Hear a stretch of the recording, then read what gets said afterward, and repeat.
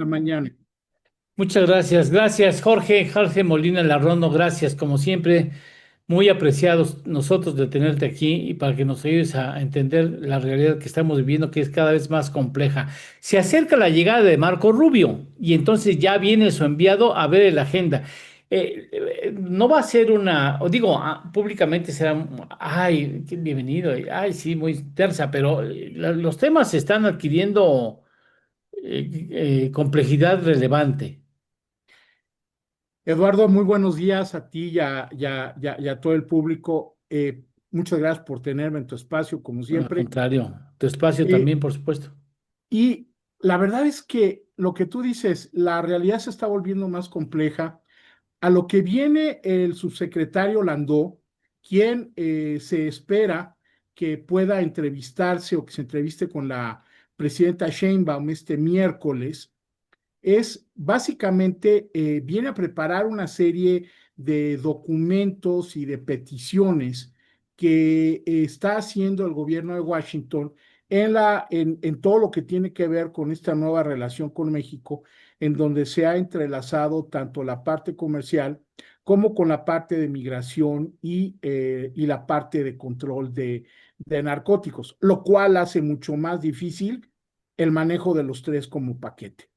Por una parte, la presidenta tiene la intención de presentarle la idea de firmar un acuerdo marco, vamos a llamarle así, sobre seguridad, comercio y migración, eh, que lo firmaría el secretario de Estado, Marco Rubio, cuando viniera posteriormente en el mes, de manera de que México no esté dependiendo semana con semana a las decisiones sobre cambios de aranceles en Estados Unidos. Esto es muy importante o sería muy importante porque le daría certeza a los inversionistas, le daría certeza a los empresarios y no estarían posponiendo las decisiones de producción e inversión como ha sucedido en estos primeros 6 meses. Esto sería de alguna manera también similar a lo que se comenta que está haciendo el gobierno de Canadá también con Estados Unidos, en donde en la semana pasada él fue el embajador de Estados Unidos en Canadá, Peter Hoekstra, que hizo unas declaraciones a la prensa canadiense, pues ahora sí que dando el pitazo de estas negociaciones que se han mantenido en el mayor secreto. Y la intención de Carney es concretamente el establecer un acuerdo marco sobre temas de seguridad con Estados Unidos, de manera de hacer a un lado el tema comercial y que entonces Estados Unidos, siendo el principal cliente y el principal socio inversionista de Canadá, pues entonces no esté afectando a la economía canadiense como en estos primeros 6 meses, en donde tanto los aranceles como la incertidumbre que ha generado Trump se está ahora sí ya reflejando tanto en el nivel de producción, en la inflación y en el desempleo que hay en Canadá. De esta manera, entonces, México trataría de ser una propuesta similar, pero que tenemos que considerar que incluso antes de que llegue Marco Rubio, se podría o se tendría que conversar directamente entre la presidenta y Trump, ahora que se van a reunir o se van a ver este próximo 15, 16 y 17 en Canadá. Eso en Alberta, la invitación que finalmente acaba aceptando la presidenta de México. ¿Tú crees que Trump, bueno, Trump no puede dejar pasar ese balón, ¿eh? No, porque de hecho, vámonos por partes, porque cuando dice la presidenta que a lo mejor me reúno con Trump, Oh, por supuesto que sí, porque si Carney, el primer ministro canadiense, la invitó, es sí, pues, claro, específicamente para tener una reunión trilateral y poder entonces acordar el inicio de o el proceso de claro. renegociación del TEMEC. Para eso es concretamente para lo que la invitó. Entonces, eso de que a lo mejor veo a Oh, Trump, por bueno, supuesto que lo va a ver. La otra cuestión es, ¿puede haber un encuentro bilateral? Si ella quiere, por supuesto que sí. obligado, obligado.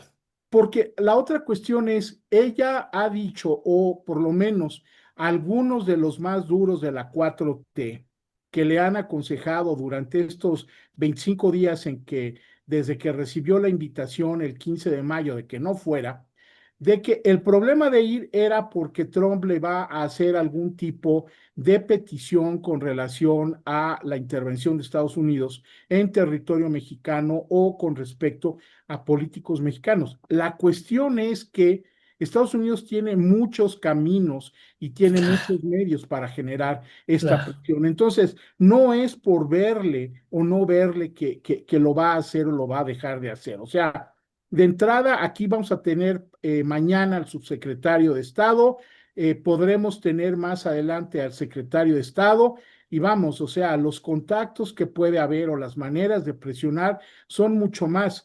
Pero por otro lado, esto le da una oportunidad a la presidenta para claro, posicionarse, para claro. posicionar a México, no solamente ante Trump, sino Ante el mundo, va claro. a tener la audiencia idónea en un solo foro para promover, por ejemplo, el famoso Plan México, porque tienes tú a 7 de las 9 economías más grandes del mundo, que son convocadas como parte del G7.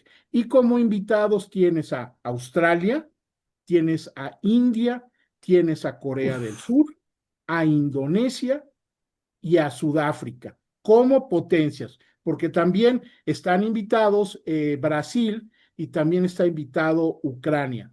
Pero si estamos hablando de un foro para promover a México, para vender la idea de vengan y está padre invertir acá y yo les prometo y les garantizo y todo esto, no puede tener un mejor foro que lo que va a tener domingo, lunes y martes.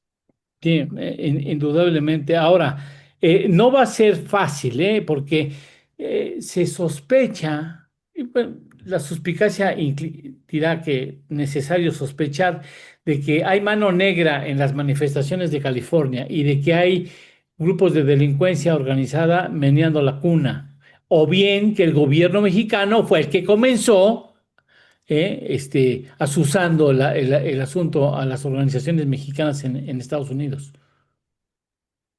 Es un problema que va a salpicar y que México va a tener que enfrentarlo de cara, porque no podemos olvidar que la semana pasada la presidenta empezó a hablar de que los migrantes mexicanos se deberían de organizar para protestar en Estados Unidos. La respuesta inmediata fue de que no era una buena idea porque de esta manera podía precisamente ser sujetos a las redadas del ICE y que los deportaran. Pero el problema ahora es que con la violencia, ya lo que no sabemos es quién empieza, porque cuando tú tienes estas grandes concentraciones, tú no sabes de dónde sale Sí, la primera pedrada, no sabes quién aventó el primer golpe, pues entonces simple y sencillamente eh, se la pueden revertir a México de una manera que realmente es muy fácil y que pudiera ser incluso hasta peligrosa. Pero obviamente esto le da, por otro lado, a Trump una herramienta sí, fantástica para decir, mira, en un estado gobernado por los demócratas, un tema que yo lo he estado trayendo, que son la bola de violadores, ladrones, mala gente que llegan de manera ilegal. Y además ahora están atacando a nuestras sacrosantas fuerzas policiales y ahora que mandó Marines y que mandó a la Guardia Nacional y no sé cuándo. Es de verdad un campo de cultivo verdaderamente peligroso para que esto crezca a un nivel como no se había considerado antes. Porque hay que ver que cuando él tuvo al final de su primer mandato, un problema similar en Minnesota y un problema similar ahí mismo en el Distrito de Columbia, él quería el despliegue de tropas y el despliegue de una fuerza verdaderamente inusual, a lo cual se opusieron las autoridades en su momento y porque no tenía el control del sistema político que tiene el día de hoy. Pero realmente hoy, realmente como lo ha dicho el gobernador de California, Gavin Newsom, o sea, más que un presidente, está comportándose como un autoritario, como un dirigente autoritario, punto. Bueno, vamos a ver, muchas cosas van a suceder esta semana. Tan pronto tenga ese primer encuentro el subsecretario con la presidenta, valdría la pena que le echáramos una platicada. Jorge, te agradezco por lo pronto esta oportunidad siempre valiosa de escuchar tu punto de vista con respecto a estos temas. Por supuesto, y no va a faltar tampoco perderle la pista a lo que puedan decir diferentes congresistas, tanto a favor de Trump como a los demócratas con relación a todo este tema de las manifestaciones, porque es un tema que en un momento dado no solamente se puede quedar en Los Ángeles, sino que puede empezar a generar situaciones similares en otras ciudades con grandes concentraciones de latinos, como Denver, como Chicago, como Dallas, como incluso la misma ciudad de Nueva York. Lo que sí es cierto es que no va a perder la oportunidad la autoridad estadounidense para decirle a Claudia, ¡ay, qué buena convocatoria, eh! ¡Uf! ¡Qué bueno que les dijiste que protestaran, eh! Esto va a ser verdaderamente una situación que se puede poner muy difícil Sí. y que aquí se tienen que poner de verdad las pilas para entonces evitar que esto siga creciendo. Porque esa es, a final de cuentas, la única solución, evitar que siga creciendo la violencia. Jorge, muchas gracias. Nosotros hacemos una pausa y en esta semana seguro nos volvemos a ver. Muchas gracias, A como tus siempre, órdenes, ¿eh? como siempre, a tus Gracias. órdenes. En torno al dinero. Con Eduardo Torreblanca Llanes.